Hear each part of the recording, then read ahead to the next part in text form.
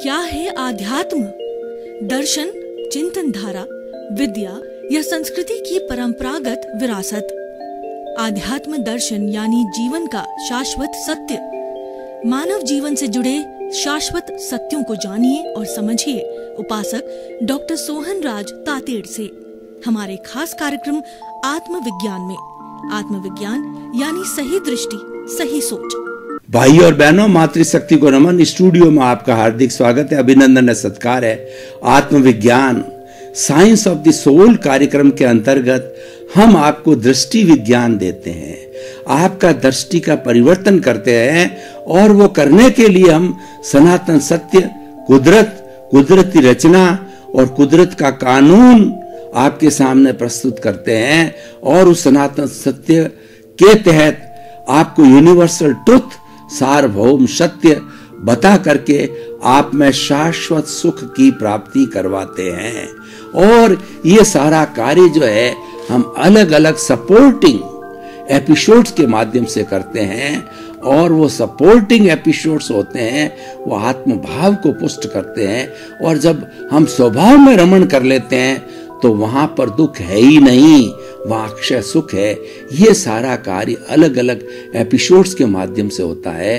तो आज का हमारा बहुत सुंदर एपिसोड है ज्ञान से अकर्ता भाव। देखिए, दो शब्द है, एक तो ज्ञान और दूसरा अकर्ता। ज्ञान और अज्ञान में क्या फर्क है? ज्ञान को अंग्रेजी में नॉलेज कहा जाता है और अज्ञान को जो है वह मिस नॉलेज कहा जाता है। यानी जो व्यक्ति अपने स्वरूप को नहीं जानता, मैं कौन हूं इसकी पहचान नहीं है, वह सबसे बड़ा अज्ञानी है।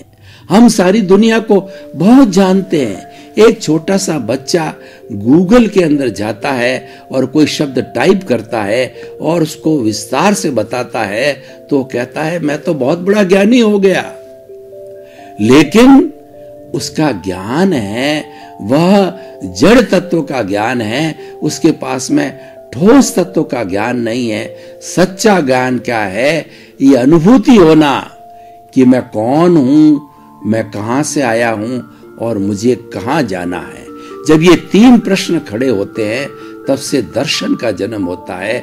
दर्शन का अर्थ होता है समझ को खुली करना, जीवन की फिलॉसफी को जानना, जीवन की असलियत को जानना, जीवन के दर्शन को जानना। तो भाई और बहनों, जो आज हमारा विषय है कि ज्ञान हमारी आत्मा से जुड़ा हुआ है और ज्ञान हमारी जो है आत्मा की प्रॉपर्टी है, क्योंकि आत्मा को सच्चिदानंद कहा जाता है। सत्य, चित्त और आनंद। सत्य का मतलब अविनाशी। हमारा जो आत्म तत्व है वही हमें बुला रहा है, वही हमें कार्य करवा रहा है, वही हमें खाना खिलवा रहा है और उसकी हाजिरी है तो सब कुछ है। और जब हंसा उड़ गया, जब जो है सांसा छूट गई, तब तो राम नाम सत्य है। यानी जड़ तत्व जो है वो जड़ में बदल जाता है, मिस्र से जड़ हो जाता है। यानी हम कहना चाहते हैं ज्ञान आत्मा के लिए कहा गया उपयोग लक्षणों ज्ञान। आत्मा का लक्षण है उपयोग है। उपयोग किसको कहते हैं? ज्ञान और दर्शन को कहते हैं। ये दो किस लिए है? दो इसके पर्याय है। कभी आत्मा ज्ञान में आती है, कभी दर्शन में आती है। और तीसरा ये इसका द्रव्य है, यानी वो शाश्वत तत्व है। तो ये उत्पाद, वही और द्रव्य, तीनों त्रिपदी भगवान महावीर ने सबसे पहला समोषण के अंदर जो प्रवचन किया वो त्रिपदी का किया है कि कोई वस्तु का एग्जिस्टेंस, अस्तित्व तब है चाहे वो जड़ है चाहे वो चेतन है, जिसके अंदर पर्याय है, जिसमें मोड है, जिसका उत्पाद होता है, जिसका व्यय होता है। लेकिन उत्पाद और व्यय होने के साथ साथ में द्रव्य है।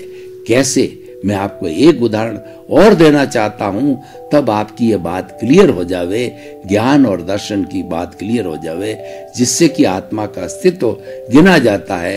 हालांकि वो दोनों एक ही चीज है। दर्शन का मतलब देखना।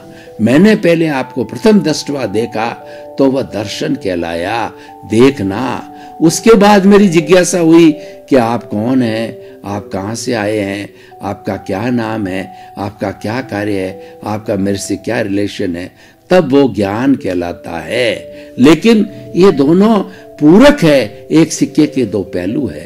तो हम बात कर रहे थे कि त्रिपदी की बात कर रहे थे कि देखिए एक महिला ने जिसके की जो है कड़ा पहना हुआ है, उसकी इच्छा हुई कि बहुत समय हो गया है, अब इस कड़े का जो है रूपांतरण करना चाहिए, इसको तो नेकलेस बनाना चाहिए। तो सोनी के पास जाकर के जब नेकलेस बनाया गया तो नेकलेस हो गया उत्पाद, और जो कड़ा था वो हो गया व्यय, वो समाप्त हो गया, और ये जन्म ले लिया, इसने उत्पन्न हो गया। लेकिन दोनों स्थितियों के अंदर सोना सोना ही है, वो उसका द्रव्य है। तो ये तीनों चीजें होती है जब सोने का अस्तित्व है, वरना सोने का अस्तित्व नहीं है। तो भाई और बहनों, हमारा जो विषय है ज्ञान से अकर्ता भाव, तो अब ज्ञान कैसे लिया जाता है और अकर्ता भाव क्या है? कर्ता भाव का मतलब यह काम मैंने किया, यह घर मेरा है, मैं और मेरा से संसार बनता है, और मैं मेरा का भाव आने से कर्ता भाव बनता है। मेरा घर, मेरा परिवार, मेरे बाल बच्चे, मेरी पत्नी, मैं किसी का पुत्र और मैं किसी का पिता, और जो है मैं इतना बड़ा करोड़पति हूँ, मैं इतना बड़ा विद्वान हूँ, मैं इतना बड़ा लेखक हूँ, मैं भारत का राष्ट्रपति हूँ, मैं भारत का प्रधानमंत्री हूँ, या मैं विश्वविख्यात व्यक्ति हूँ। कुछ भी कहिए, जब ये मैं और मेरा की भावना आती है, भाव खड़े होते हैं, वह कर्ता भाव है, मैंने किया। और अकर्ता भाव क्या है? अर्थात कर्ता भाव यह है कि व्यक्ति ये चिंतन करे कि मैं तो केवल एक निमित्त मात्र हूं, मैं कर्ता हो ही नहीं सकता। और जब मैंने जन्म लिया तब इस नेचर मान ने, इस कुदरत ने जो ये कहा कि कर्ता बनने की किसी को पावर नहीं है, मैंने किसी को कर्ता नहीं बनाया है।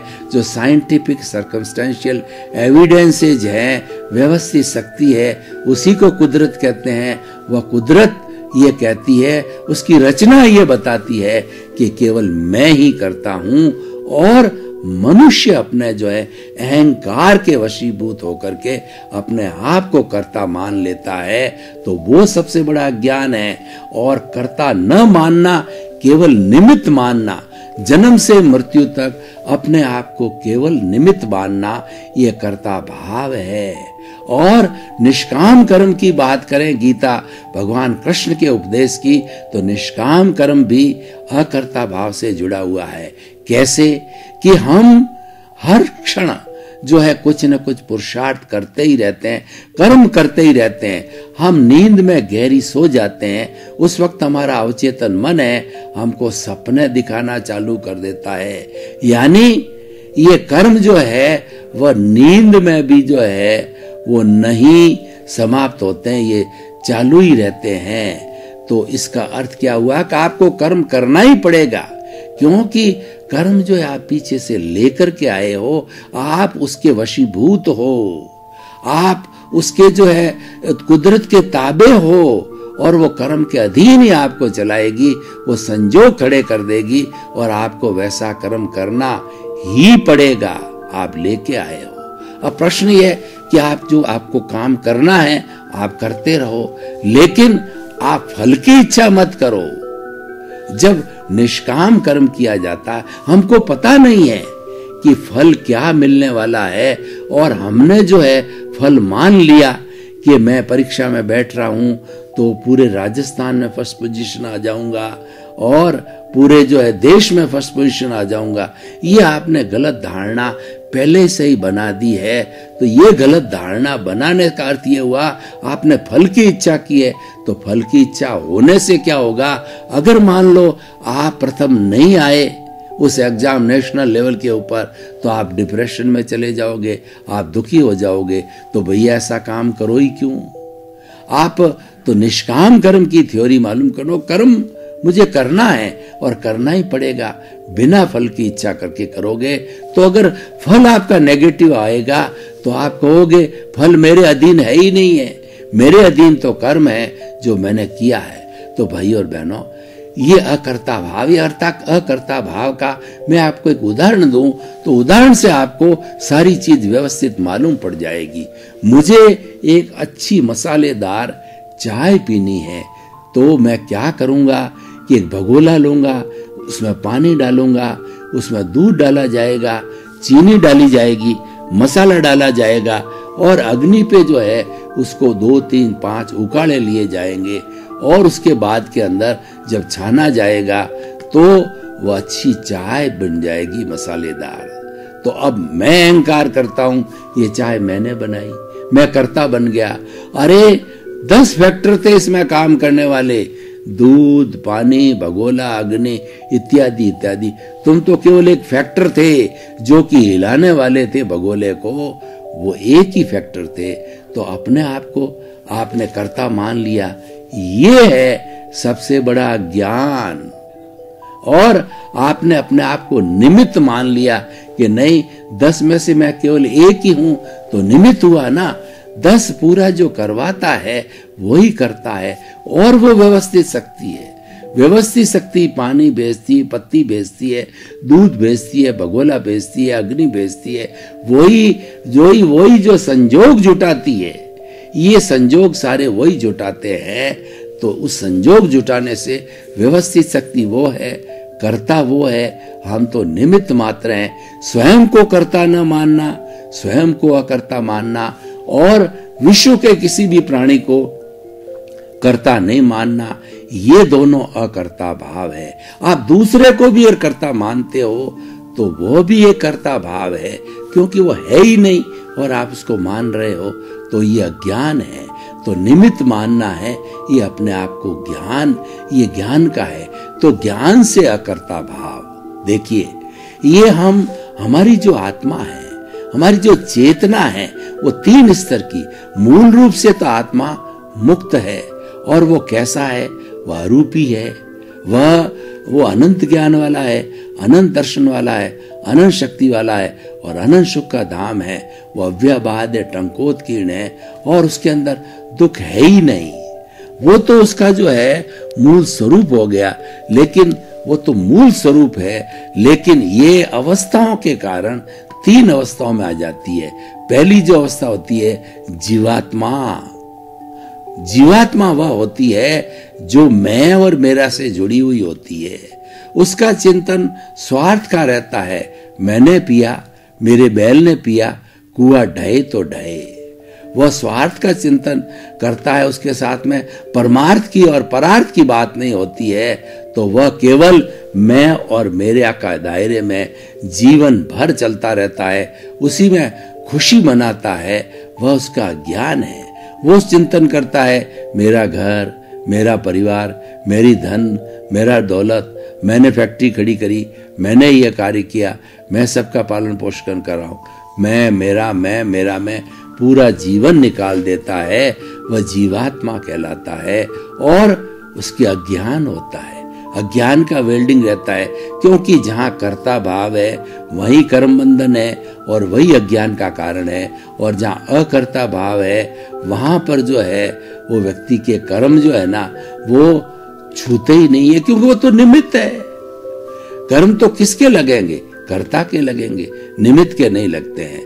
तो भाई और बहनों, अब हम जो है इसको देखें कि दूसरी जो स्टेज है हमारे जो इस चिंतन की या हमारी चेतना की, वह है अंतरात्मा।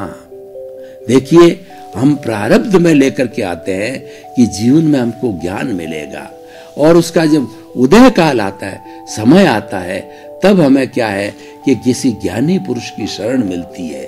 उस गुरु की शरण में हम जाते हैं। गु का मतलब अंधकार, रू मतलब दूर करने वाला। गुरु जो है वह ऐसा व्यक्ति है जो अज्ञान रूपी अंधकार को दूर करता है। वह गुरु है। और वह कैसे दूर करता है? वो हमको सही दृष्टि देता है, दृष्टि का विज्ञान देता है, हमको सम्यक दर्शन देता है, हमको क्षीर नीर का विवेक करवा देता है। अकर्ता भाव देता है, कर्ता भाव हमारा समाप्त कर देता है, और राग द्वेष की जो जहर की थैली है उसको फेंक दे करके सर्जरी कराता है और हमको समता भाव के अंदर डाल देता है। जब ऐसा गुरु मिलता है तब ऐसी स्थिति के अंदर हमारा अकर्ता भाव पैदा हो जाता है, और वही ज्ञान है। ज्ञान और अकर्ता भाव एक ही है। तो हमें जब ज्ञान मिलता है तब हम जो है वो जीवात्मा से अंतरात्मा बन जाते हैं।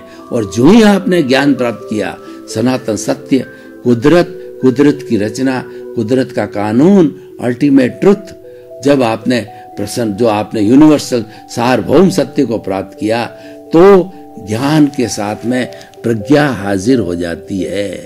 वह आत्मा की, जो ही आत्मा अंतरात्मा बना तब उसका प्रज्ञा, आत्मा का प्रतिनिधि प्रज्ञा जो है वह भाव रूप में अलग होकर के प्रतिष्ठित आत्मा के साथ, क्योंकि सारा प्रतिष्ठा कराने वाला प्रतिष्ठित आत्मा है। प्रतिष्ठित आत्मा जो है वो दो तरह की होती है, एक तो प्रतिष्ठित होती है, एक मैकेनिकल होती है।